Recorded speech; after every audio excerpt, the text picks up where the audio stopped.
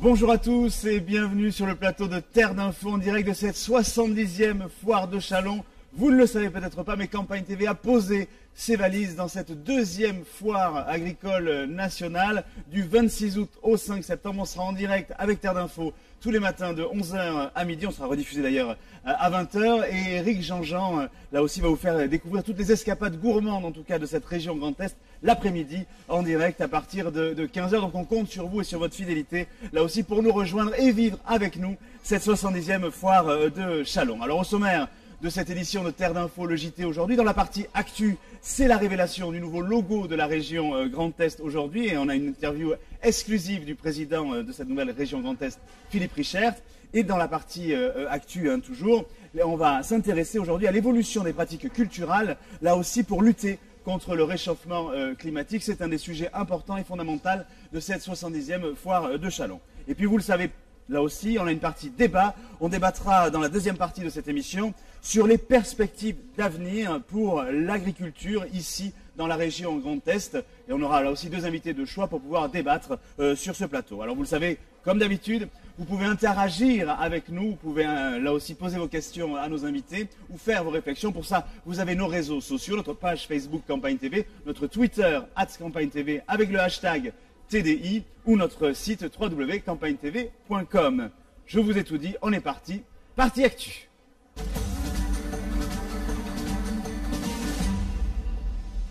Alors je vous le disais, l'information de la matinée, c'est bien la révélation du logo de la région Grand Est. C'était difficile là aussi de pouvoir synthétiser sur un même logo justement la liaison de ces trois régions que sont l'Alsace, Champagne-Ardenne et la Lorraine. C'est ce qui a été révélé ce matin par le président Philippe Richert, qui nous a aussi donné en exclusivité sa vision sur la politique agricole régionale qu'il doit mettre en œuvre. Reportage. Philippe Richert, bonjour. Bonjour. Merci d'avoir accepté notre invitation. Le jour où vous dévoilez le nouveau logo de la région Grand Est, alors en quoi ce nouveau logo représente la diversité de cette nouvelle grande région? Alors c'est d'abord évidemment la nouvelle région, son identité, qui prouve bien que c'est une région, pas avec des politiques juxtaposées des anciennes régions, mais avec une nouvelle politique qui va se mettre en place. C'est l'unité, c'est la région Grand Est. Simple, clair. Mais en même temps, nous voulons garder les identités anciennes parce que c'est des identités réelles, fortes et que nous ne voulons pas abandonner parce que c'est aussi des réussites qui sont construites. Quand on parle aujourd'hui de Champagne-Ardenne, quand on parle de la Champagne, c'est pas anodin. On sait ici les grandes réussites évidemment du Champagne, mais les grandes réussites aussi dans le domaine de l'agriculture par exemple. Si nous sommes aujourd'hui en France la première région agroalimentaire de France, c'est que chacun y a apporté sa contribution et en particulier Champagne-Ardenne. Nous voulons que les trois anciennes régions gardent leur présence, gardent cette identité. C'est pour cela qu'au niveau de ce logo, nous retrouvons au-delà du Grand Est, Alsace, Champagne, Ardenne, Lorraine, avec le petit surligné qui rappelle les couleurs de ces anciennes régions. Et de ces trois anciennes régions qui, comme vous le disiez, constituent la première région quand même agricole agroalimentaire de France et qui est située aussi géographiquement au centre de l'Europe, donc qui peut constituer demain un pôle agroalimentaire européen majeur en tout cas dans cette organisation. Et la foire de Châlons est là aussi la deuxième foire agricole de France, donc c'est dire l'importance de ce secteur, vous l'avez rappelé. Néanmoins, à quelques jours j'allais dire du lancement de cette foire agricole, on sent les agriculteurs assez moroses, compte tenu d'un contexte qui est compliqué. Quel message vous pouvez leur transmettre aujourd'hui? D'abord, la première chose, c'est que nous avons besoin aujourd'hui de l'intelligence et de l'engagement des agriculteurs.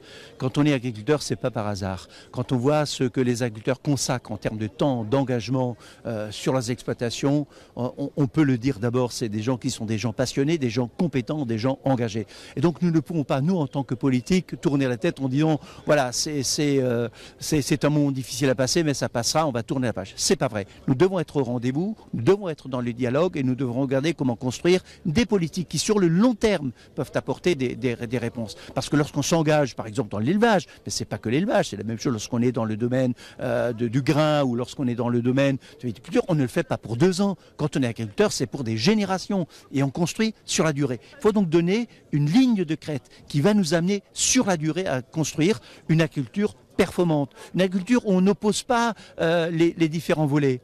Parce que c'est complètement stupide de dire quand on fait du bio, on ne va pas suivre l'agriculture traditionnelle qui va exporter. Nous devons savoir aujourd'hui, l'agroalimentaire en France, c'est 400 milliards d'euros de chiffre d'affaires. Quel est le pays qui pourra se passer ? Nous sommes entre 15 et 20 milliards d'excédents commerciaux. Qui pourrait s'en passer? Donc ce n'est pas possible. Donc nous devons être là. Mais nous devons être là aussi en réponse à la détresse des agriculteurs. Et pour ça, nous allons construire, c'est notre rôle, la future politique pour cette région avec des moyens très importants. Nous gérons les fonds européens, mais nous devons répondre aussi dans l'urgence. Et nous le ferons, c'est évidemment d'abord la vocation évidemment de l'État. Il faut que l'État se mette en ordre de bataille. Le ministre ne peut pas rester barricadé dans son bureau, il doit sortir, il doit apporter des réponses claires. L'État ne pourra pas se passer de mettre des moyens, 2-3 milliards d'euros de moyens sur la table. Que c'est clair, ça ne peut pas être des mesurettes. Mais nous serons présents aussi avec un fonds spécial que nous allons mettre en place et nous regarderons avec la profession comment utiliser au mieux ces moyens. Autre fonds important, le fonds FEADER évidemment qui octroie justement un vrai pouvoir, on va dire, économique aux régions aujourd'hui pour pouvoir développer une politique agricole régionale. Là aussi, est-ce que vous avez commencé à réfléchir aux principales orientations de votre politique régionale? Alors, nous avons discuté avec les principaux partenaires agroalimentaires de notre région. On va les retrouver à nouveau mardi et c'est Philippe Mangin et Pascal Gaillot qui animent toutes ces rencontres avec tous les autres conseillers régionaux qui sont des agriculteurs et des responsables agricoles qui sont dans nos équipes. Donc discuter avec eux pour regarder comment construire la politique qui sur la durée va restructurer notre région. C'est 650 millions d'euros de FEADER que nous avons à gérer. À côté de ça, quand vous mettez ce que met la région sur ses fonds sur la durée de la période en question, cela représentera encore 150-200 millions d'euros. Donc c'est en grosso modo 800-850 millions d'euros dont il est question. On comprend bien que c'est là un accompagnement stratégique que nous sommes amenés à faire et c'est par ces rencontres avec la profession que Pascal Gaillot d'un côté et Philippe Mangin de l'autre m'ont aidé à redéfinir cette nouvelle stratégie. Avant de faire la présentation de la politique structurelle que nous allons mettre en place, nous la présenterons aux responsables agricoles d'ici fin septembre, début octobre. C'est vrai qu'aujourd'hui ils sont pris par l'urgence de la crise, évidemment, et nous aussi, évidemment on est là pour travailler là-dessus, mais il faut aussi qu'on travaille sur la durée et on va le faire avec eux et dès que ce sera présenté, donc fin septembre, début octobre, on le fera passer dans les commissions au niveau du conseil régional et puis ensuite pour une adoption en séance plénière. C'est vrai que c'est important à la fois pour les agriculteurs, mais c'est aussi important pour la défense des territoires et de la ruralité. Et Dieu sait si la région Grand Est a un certain nombre de communes très rurales. Donc justement, là aussi, c'est aussi, j'allais dire, la dynamisation de ces territoires-là qui est aussi au centre de cet objectif. Les territoires ruraux aujourd'hui sont très fragiles. Il y a de la désespérance dans les territoires ruraux. Nous avons décidé de mettre en place un pacte pour la ruralité avec un ensemble de mesures, notamment l'accompagnement des petites communes sur des investissements, plus de 20 millions d'euros que nous avons décidé d'y consacrer. Nous serons présents évidemment au niveau de l'agriculture comme je l'ai dit, mais nous serons présents aussi sur d'autres mesures que nous sommes en train de travailler. La réponse au niveau de la ruralité, c'est pas que l'agriculture. Mais avoir une réponse aux territoires ruraux sans agriculture, c'est pas possible. Donc nous sommes à travailler sur un projet complexe. Le responsable qui en est chargé, c'est Philippe Mangin, donc qui le pilote en tant que vice-président de la région, avec Pascal Gaillot en tant que président de la commission en charge de l'agriculture et du territoire rural. On travaille là-dessus et puis on aura les réponses à apporter, quoi qu'il en soit, avant juin 2017, puisqu'en juin 2017, les anciennes politiques qui étaient juxtaposées entre les trois anciennes régions sont terminées. Et puis la nouvelle politique régionale sera mise en place. C'est ce travail que nous faisons. Et une grande partie de ce dialogue se fait ici, à la foire de Châlons. On l'a fait vendredi, on l'a fait et on va le faire aujourd'hui et on le fera encore une fois mardi. Mardi, et donc on se retrouve au plus tard fin septembre pour déjà que vous nous dévoiliez votre feuille de route pour la politique agricole. Philippe Mangin, Pascal Gaillot présenteront les grands axes au niveau de la profession agricole et ensuite on le passera au niveau des commissions et en plénière au niveau du conseil régional. Merci Philippe Richard. Merci, bonne journée et bonne foire. Retour donc sur le plateau en direct de cette 70e foire de Châlons après l'interview du président de la région Grand Est, Philippe Richard.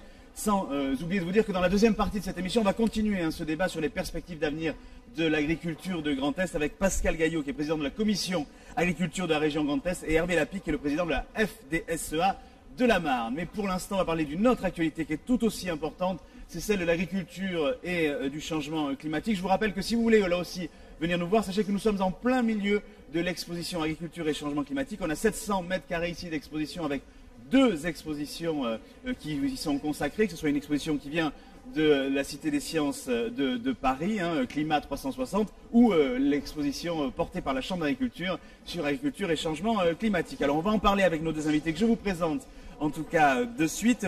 Pascal Collard, bonjour. Bonjour. Vous êtes agriculteur, évidemment. Bien sûr. Vous êtes agriculteur où ça? À Is, dans un petit village en plein milieu du département de la Marne. Et vous êtes président de l'AREP. Alors là aussi, il faut expliquer à nos téléspectateurs ce qu'est l'AREP. Bien sûr. L'AREP, c'est l'association régionale pour l'étude des productions végétales en Champagne-Crayeuse.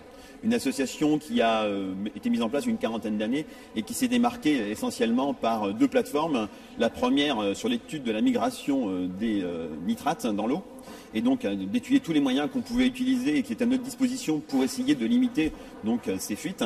Et la deuxième plateforme qui a été mise en place en partenariat avec la Chambre régionale de Chambre d'agriculture de la région de Champagne-Ardenne sur la partie phytosanitaire avec une plateforme qui s'appelait Phytoref. Alors justement, on va parler justement de tous ces outils que vous mettez en œuvre pour réduire les produits phytosanitaires, pour maîtriser là aussi les intrants. Laurent Rouillère, vous qui êtes vice-président de la Chambre d'agriculture justement de la région Grand Est, en quoi c'est important pour les agriculteurs que vous représentez justement de maîtriser là aussi toutes ces nouvelles pratiques culturales?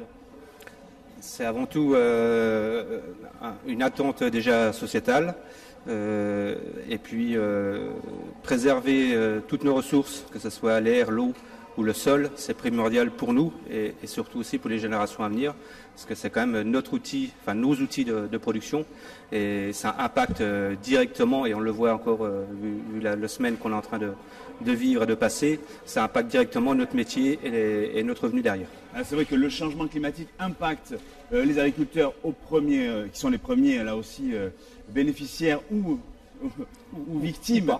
Ou victimes du réchauffement climatique. C'est vrai qu'il fait très chaud à Châlons en ce moment, ça c'est clair. Mais là aussi, les agriculteurs sont acteurs de ces évolutions-là aussi. Oui, tout à fait. On a bien pris conscience de la mesure, de l'enjeu de demain, de notre métier et toute l'évolution que l'on a mis en place depuis entre 10 et 15 ans au niveau des chambres d'agriculture. C'est vrai que ça paraît long et lointain pour les citoyens, mais bon, on travaille avec le vivant, on travaille avec des plantes, voilà, il faut 2, 3 ans, 4 ans pour arriver à mener à bien nos chantiers, et après, une fois qu'on est sûr de nos acquis de référence, là c'est vulgariser et accompagner les agriculteurs dans ce genre de démarche. Parce que c'est quand même, ça paraît anodin comme ça qu'on est autour d'un plateau et qu'on discute entre nous, mais c'est une vraie révolution agricole que l'on est en train de vivre. Dans un climat économique, il faut quand même le préciser, très compliqué. C'est très compliqué. Mais justement, ce que vous dites, c'est l'importance de l'expérimentation et des plateformes d'expérimentation, justement, que l'AREP, là aussi, met en œuvre sur un certain nombre de techniques et de pratiques culturelles. Je vous propose justement d'aller sur le site, je crois, de Poix, c'est bien ça, Pascal Collard, où on va découvrir justement des nouvelles pratiques culturelles qui sont testées dans ce site d'expérimentation, et on en discute après avec vous.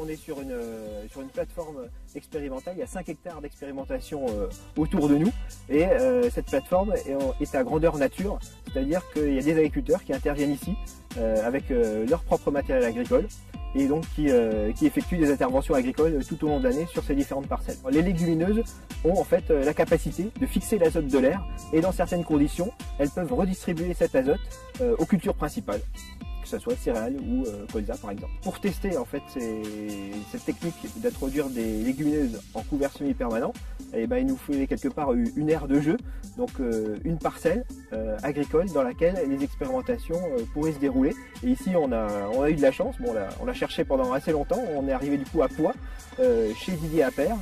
Et donc du coup Didier Appert et Romain Joly sont les deux agriculteurs qui nous accompagnent pour mener ces expérimentations. Depuis que je suis agriculteur, j'étais toujours sensible à préserver les sols.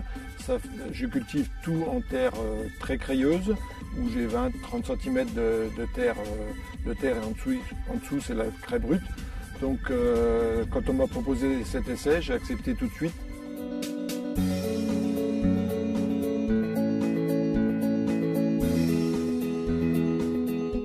Le semis de trèfle avec le colza en association apporte surtout un gain pour la culture suivante. En général, c'est un blé qui suivra le colza. Et donc le trèfle va apporter de l'azote pour le blé. Donc permettra de mettre moins d'engrais minéraux sur la culture du blé. Donc le semis se réalise en mélangeant le colza et le trèfle dans la caisse du semoir. Et donc les graines se retrouvent dans le même rayon. Le colza ayant une pousse un peu plus rapide, le trèfle ne perturbe pas le développement du colza. Les avantages, c'est quand en semant le trèfle en couvert permanent, on est sûr qu'il est déjà bien implanté lorsqu'on récolte la culture précédente et il est déjà là pour la culture suivante. Par contre, quand on sème des cultures intermédiaires, on est sur une période très courte et souvent on les sème après la récolte dans la période estivale où il fait chaud. Et si on a un manque d'eau, on peut avoir des cultures qui ne lèvent pas tout de suite et qui ne vont pas jouer leur effet de sipan, de culture piège à nitrate. Et que là, on est sûr de l'avoir avec le trèfle qui est déjà implanté dans la culture précédente. Optimiser les techniques de production en grande culture, c'est à la fois produire plus, produire mieux, le tout en ayant moins d'impact sur l'environnement.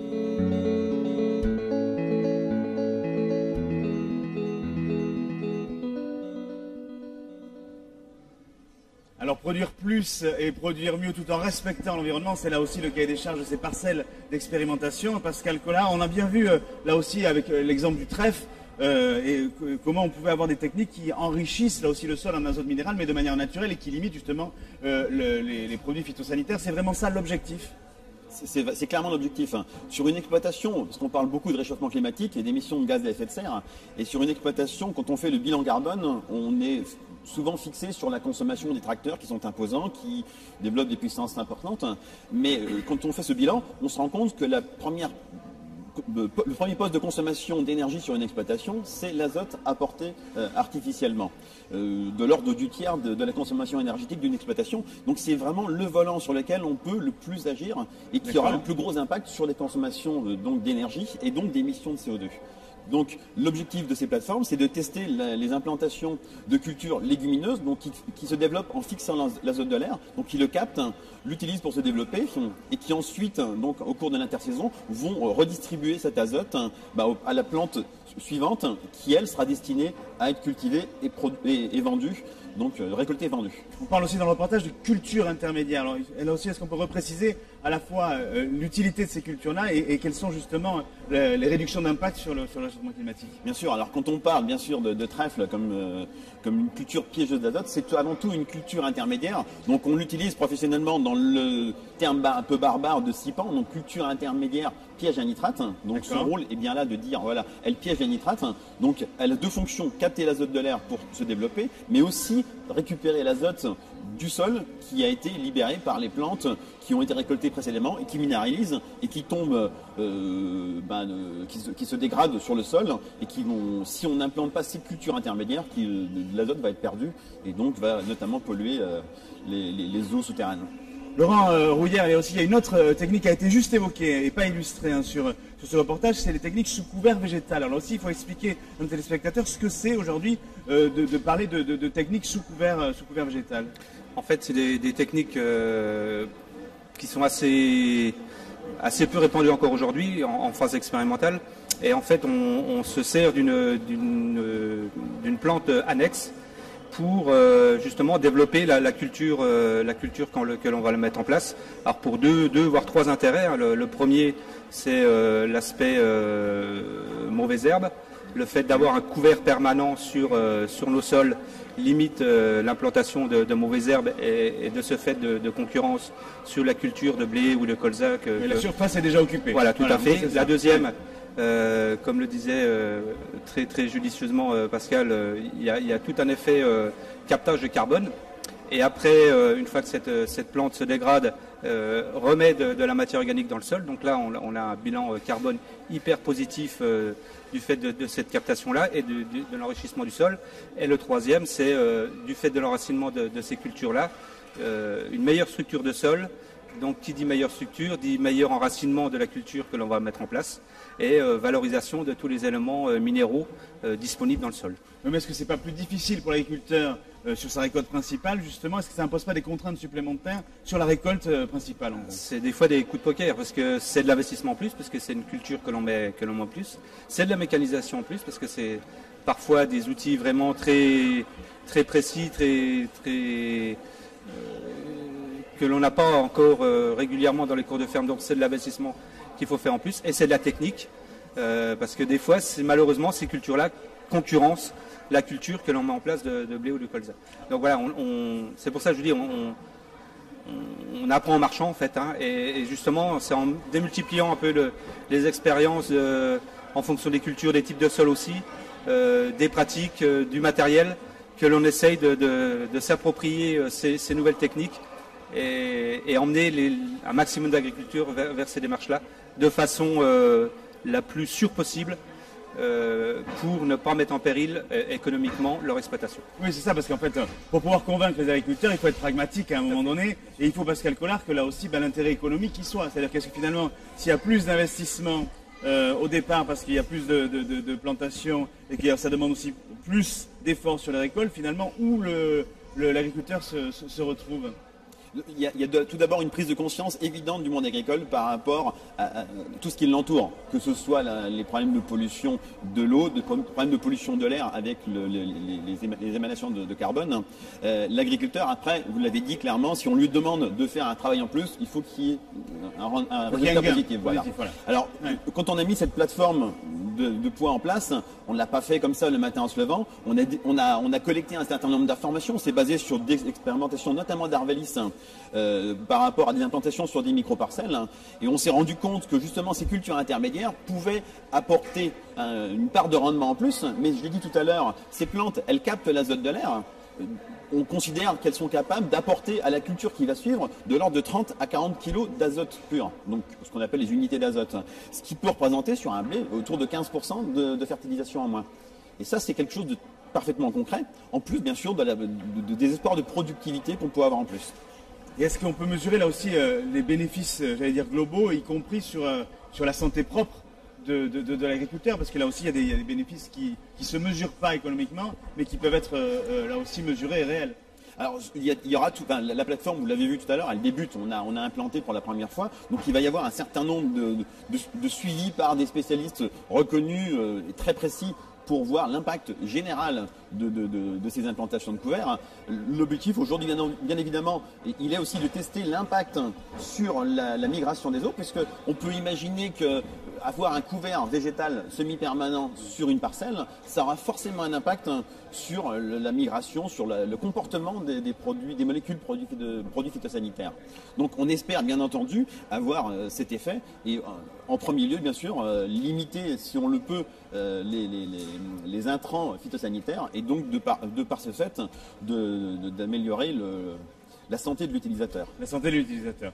Et est-ce que dans vos expérimentations aussi, on essaie justement d'utiliser ces cultures annexes pour rationaliser là aussi l'utilisation de l'eau? Alors il y a une mesure. L'eau, pour l'instant, on n'a pas encore de données. On va avoir des données puisqu'on a sur l'ensemble de la parcelle a été équipé de fosses lysimétriques.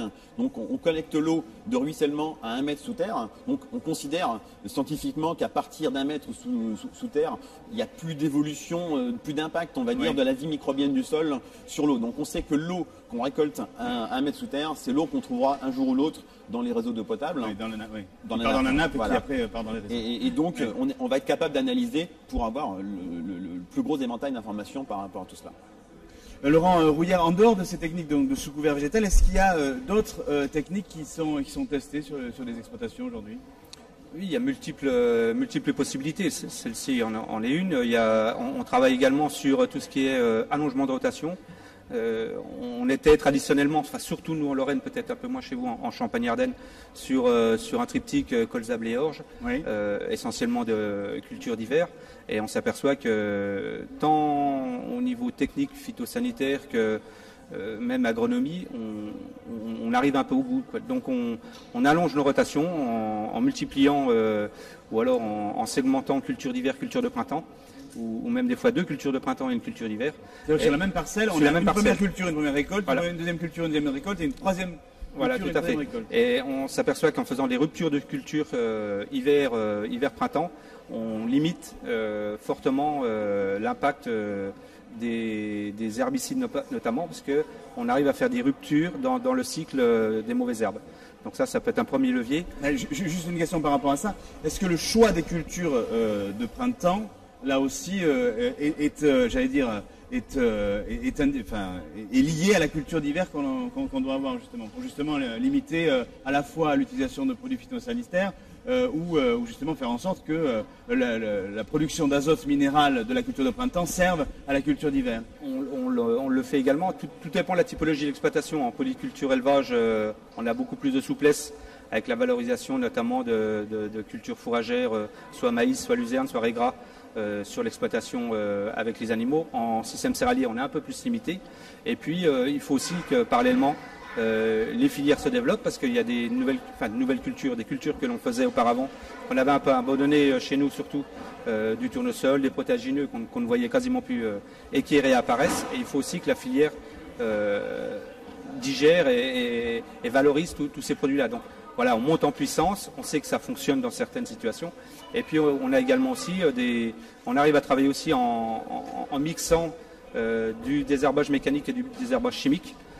Travailler à moindre dose et après retravailler derrière, donc un quart voire un dixième de dose, et après on revient avec un outil mécanique, système agriculture biologique, on n'a rien à inventer, mais on mixte les deux et on arrive à baisser de façon, tout dépend l'état de salissement de la parcelle, mais jusqu'à 50% aujourd'hui de l'utilisation des phytosanitaires. Donc voilà, on essaie d'adapter en fonction des typologies d'exploitation, des terres, parce que le sol, on peut pas faire non plus tout et n'importe quoi partout malheureusement. Et donc voilà, on arrive, c'est pour ça qu'on a un éventail assez large pour essayer de répondre à chaque problématique, quasi à la parcelle ou au système d'exploitation des agriculteurs. Et dans le cadre de cette nouvelle grande région, justement Grand Est, là aussi je pense que les diversités de situations de sol et là aussi d'impact sur les pratiques culturelles doit être plus importante encore. Oui, tout à fait, mais on a eu la chance, c'est que chaque région historique a avancé à peu près au même niveau. Donc ce qu'il faut qu'on fasse aujourd'hui, c'est arriver à toutes nos références, les unir pour justement répondre aux questionnements du panel agricole que l'on a sur notre nouvelle région. Pascal Collat, moi j'ai une dernière question à vous poser, parce que finalement, le travail d'expérimentation que vous faites, normalement, c'est, j'allais dire, l'INRA ou les instituts de recherche qui proposent ce genre d'expérimentation. Alors pourquoi les agriculteurs aujourd'hui ont voulu prendre, via cette association, l'AREP que vous représentez, ont voulu prendre la main sur ces spécificités-là? L'avantage de l'AREP, c'est que c'est une structure qui regroupe pratiquement tous les opérateurs de notre ancienne région. Et donc les opérateurs privés coopérateurs, donc de collecte, les opérateurs consulaires, donc les chambres d'agriculture, qui regroupent aussi les instituts. Donc tous les instituts sont présentés, Arvalis, INRA. Donc on a la chance de pouvoir globaliser l'ensemble des connaissances, l'ensemble des expériences, l'ensemble des expérimentations pour arriver à faire quelque chose de concret sur des parcelles qui sont à l'échelle d'une exploitation agricole. Alors d'une petite exploitation, puisqu'on a des parcelles de 50 mètres de long, mais on sort de l'expérimentation de micro-parcelles que peut faire notamment l'INRA, qui dégrossit le travail. Le travail des autres instituts, des autres organismes est tout à fait pris en compte, et on est aujourd'hui sur cette plateforme, on synthétise, on regroupe l'ensemble des résultats pour faire quelque chose qui puisse être mis en place facilement, le plus facilement possible sur une exploitation agricole. Oui, à une échelle un peu plus grande. Voilà. Et là aussi, ce qui serait intéressant, c'est qu'on puisse suivre là aussi l'évolution là aussi de vos expérimentations et l'évolution là aussi de l'infusion, j'allais dire, au sein des agriculteurs de cette région Grand Est, parce que le grand défi que vous allez avoir, c'est de pouvoir essayer de convaincre le plus grand nombre d'agriculteurs de pouvoir s'approprier ces techniques-là. Donc on reviendra avec vous et sur ce sujet-là dans les mois qui viennent. Merci messieurs d'avoir participé à cette partie actu que l'on clôt maintenant, et on va passer à la partie débat. On l'a vu et on a commencé à le voir avec Philippe Richert. Quelle est la politique agricole qu'il faut mettre en œuvre dans cette grande région Grand Est? Tout de suite, le débat.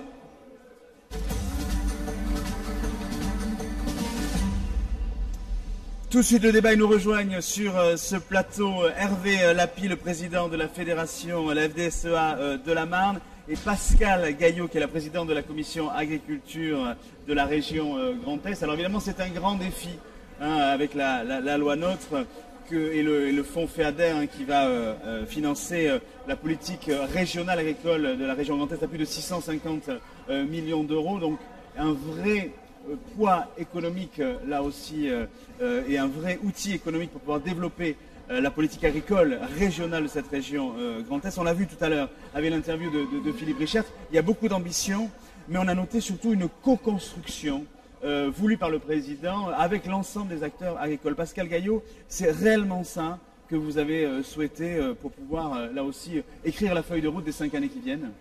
Tout à fait. Et d'autant que cette région a un nouveau périmètre, comme beaucoup d'autres régions. Nouveau périmètre, 3 régions qui certes se côtoyaient mais ne se connaissaient pas.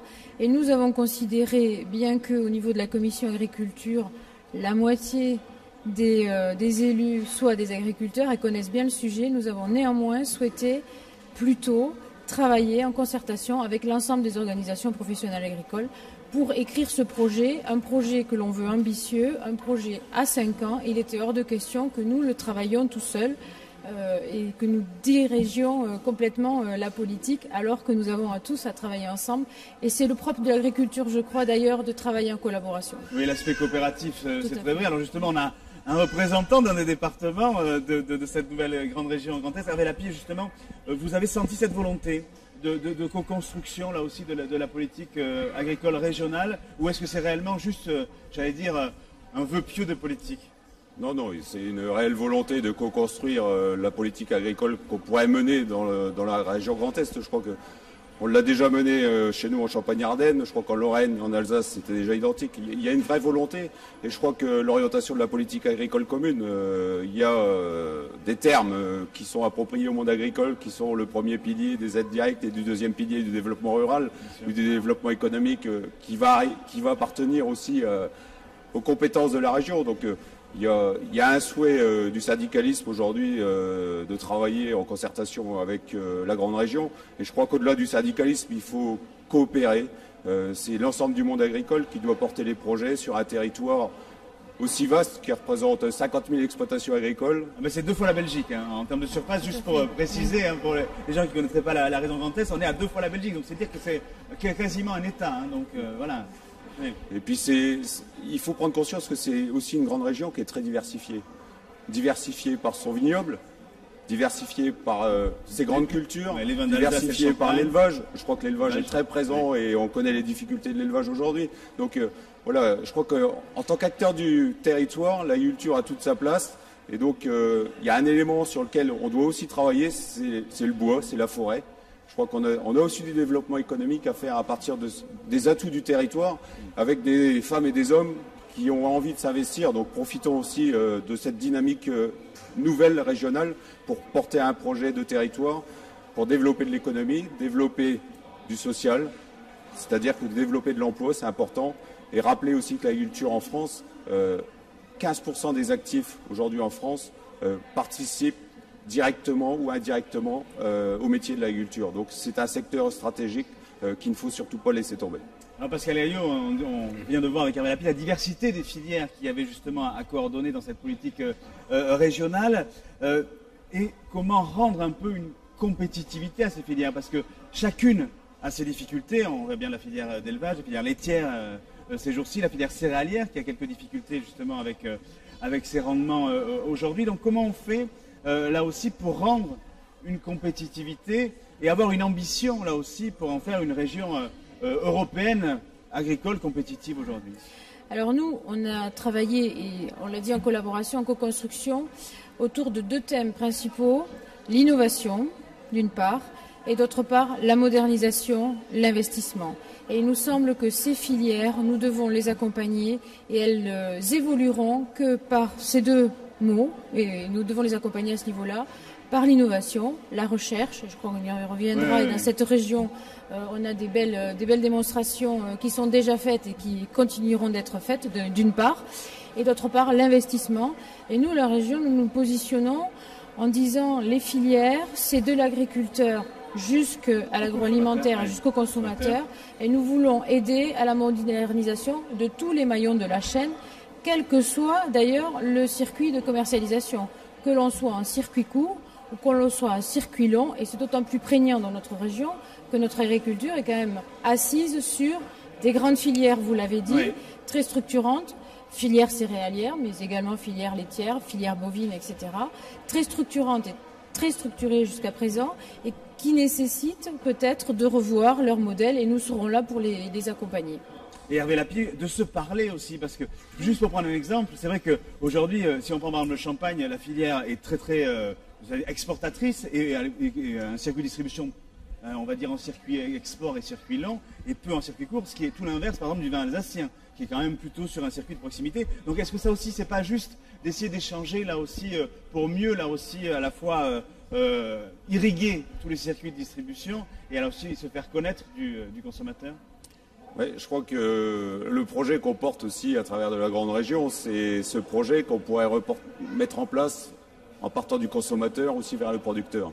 Je crois que l'agriculture aujourd'hui a besoin de réexpliquer ce qu'elle fait pour le consommateur. Et le consommateur a aussi besoin de nous expliquer sa demande. Donc peut-être que pendant un temps on a été trop loin du consommateur, on s'est un peu isolé au niveau de la profession agricole. Je crois qu'il faut revenir à un pacte de société pour redéfinir un peu le projet agricole. Donc on a un besoin de projet agricole au niveau européen, au niveau de Bruxelles, dans cette politique agricole commune, mais on a aussi un besoin de communiquer, de partager. Donc c'est aussi l'ambition de la foire de Châlons, de mettre en place ces projets de partenariat avec le consommateur et de expliquer les enjeux de l'agriculture et de rassurer aussi le consommateur en termes de traçabilité, de qualité. Je crois que les agriculteurs français sont quand même des pionniers sur tous ces sujets-là. On a une certaine traçabilité en France, on doit en être fiers. Après, on a tous les sujets de recherche, innovation, ce que vous disiez Pascal Gaillot. Je crois que l'agriculture s'est développée aussi en créant de la valeur ajoutée. Et si dans cette région, il reste 50 000 exploitations agricoles, c'est parce qu'on a été des producteurs, mais on a aussi transformé, on a créé de la valeur ajoutée. Et donc, en créant de la valeur ajoutée, on maintient des exploitations qui sont dans un modèle familial un peu secoué en ce moment. Il faut que nos agriculteurs soient aussi de véritables chefs d'entreprise, des gestionnaires d'entreprise, parce que la mondialisation, la volatilité des prix fait que nous sommes aussi en difficulté sur les filières, notamment laitières, sur la filière bovine, bovin-viande, et puis de temps en temps sur le porc, et aujourd'hui sur la céréale. Mais sur la céréale, on subit un aléa climatique qu'on n'avait jamais, qu'on n'espérait pas et qu'on n'avait jamais vu. Et je crois que ça nous ramène à la réalité aussi de notre métier, c'est que c'est le climat qui domine, et je crois que les agriculteurs aussi le savent très bien. Donc voilà, tous ces enjeux-là, il faut qu'on les prenne en compte, et il faut avoir un vrai projet. Pour moi, il faut repartir à un vrai projet de société en repartant aussi du consommateur vers le producteur. Oui, et redonner du sens aussi à l'acte de consommer au travers justement de ces valeurs ajoutées que vous créez dans le territoire. Et l'innovation est au cœur de votre projet. Alors, on a commencé un désir à parler du pari du végétal sur ce plateau-là, mais Pascal Gaillot, là aussi, c'est vraiment au cœur de l'ambition et de l'innovation que vous appeliez de vos voeux tout à l'heure. Oui, et d'ailleurs, si je vais plus loin, l'innovation, c'est au cœur de la politique du Conseil régional, au-delà de l'agriculture. Alors, on est sur le sujet agricole, mais bien évidemment, avec la volonté de développer un certain nombre d'entreprises que l'on nomme des usines du futur, que l'on va accompagner, on va financer des audits d'entreprises, 150 entreprises par an, c'est pas rien, à notre échelle, qui vont pouvoir enclencher une nouvelle ère. Est-ce que c'est le 2.0, 3.0, peu importe, mais dans tous les cas, il y a du numérique, il y a de l'innovation. Et alors en agriculture, là c'est infini. Et nous nous sommes posés dès le départ comme un partenaire privilégié, notamment de la plateforme de recherche qui est en train de se mettre en place sur l'ancienne base 112, que l'on appelle Ferme 112 près de Reims, au nord de Reims. Nous sommes un partenaire à ce niveau-là. Nous avons compris les enjeux. Nous avons donc d'autres projets d'innovation qui sont proposés par le monde agricole, sur divers points de notre région. Et on est persuadé que c'est par l'innovation que l'on pourra répondre à toutes les mutations nécessaires pour l'agriculture, pour la durabilité de ces systèmes d'une part, mais d'autre part, comme le disait Hervé Lapie, pour répondre aux attentes sociétales, gouvernementales, environnementales. On répondra aux exigences environnementales, non plus par de la norme, parce que là, je crois que les agriculteurs, c'est fini, mais par l'innovation. On a aujourd'hui dans les cartons de l'agriculture, par des voies aériennes, des capteurs, peu importe quels sont les outils, on a bon espoir, on va dire, de pouvoir moderniser, et nous serons les premiers à accompagner tous les projets à ce niveau-là. C'est vrai que hier, par exemple, on a découvert Next Solutions, là, qui propose là aussi des solutions pour limiter les produits phytosanitaires. C'est vrai que l'innovation, le 2.0, 3.0, ça nécessite aussi de pouvoir avoir et d'alimenter les exploitations en haut débit ou de trouver des solutions annexes. Donc là aussi, ça nécessite des investissements, Pascal Gaillot. Et ça a été la première décision du Conseil régional. Nous avons été élus le 4 janvier, enfin nous avons pris place le 4 janvier et le 25 janvier. Nous décidions à l'unanimité au niveau du Conseil régional de mettre en place le très haut débit pour toute la région, pour chaque exploitation agricole évidemment, mais pour chaque citoyen, que chaque citoyen ait accès au haut débit parce que c'est le premier facteur d'égalité des territoires. Et à partir de là, effectivement, le déploiement est infini et même inconnu à ce jour. Hervé Lapie, c'est vraiment un point important. Il faut qu'aucun territoire soit délaissé sur cette nouvelle grande région Grand Est parce que autrement, là, il y aurait une inégalité entre les agriculteurs. Non, mais là, enfin, c'est une question qui est... Je vais répondre effectivement oui, mais je ne vois pas un territoire aujourd'hui délaissé. Par contre, on en a qui sont en difficulté, donc il ne faut pas le nier. Il ne faut pas fermer les yeux non plus sur ce qui est en train de se passer. Mais est-ce que, pour moi, l'ambition, elle est collective? Elle est collective dans les exploitations agricoles. Il faut revenir aussi à des investissements collectifs dans les exploitations. Oui. Il faut maintenir le développement aussi de l'outil coopératif. Je crois que collectivement, les agriculteurs ont une force de frappe phénoménale quand il s'agit de recherche et d'innovation. Vous avez sur le territoire c'est des projets qui coûtent très très cher. Et donc, il n'y a que le collectif qui peut le permettre. Et je crois qu'on a des outils aujourd'hui qui sont adaptés, notamment des outils coopératifs qui ont fait leurs preuves. Donc, c'est à partir de ces outils-là, je crois qu'on va recréer de la valeur ajoutée. On a des défis climatiques. Est-ce que demain, ce n'est pas la production de biomasse sur nos parcelles agricoles en quantité qui vont permettre de fixer des gaz à effet de serre et de redonner au sol le carbone qui va être transformé en matière organique demain. Donc je crois qu'il y a des enjeux très forts au-delà de l'agriculture qui concernent la société et qui concernent la planète entière. Et l'agriculture a ses réponses. Donc on parlait de la ferme 112. Je crois que la ferme 112, c'est ce volet recherche, innovation. Le réchauffement climatique, c'est un des enjeux agricoles aussi qu'on expose à l'occasion de la foire de Châlons sous le stand de la Chambre d'agriculture. On en a parlé. Donc voilà, je crois que...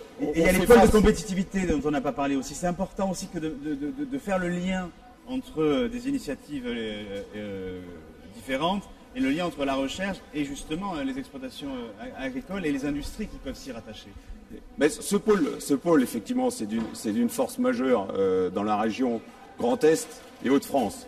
Oui. Je crois que le pôle est à cheval sur les deux régions. Il y en a aussi en Alsace, il y en a aussi en Lorraine. Donc il faut faire cohabiter tout ce monde-là. Il faut jouer collectif à travers ces pôles. Et à partir de ces pôles-là, je crois que l'innovation, la recherche, c'est fondamental.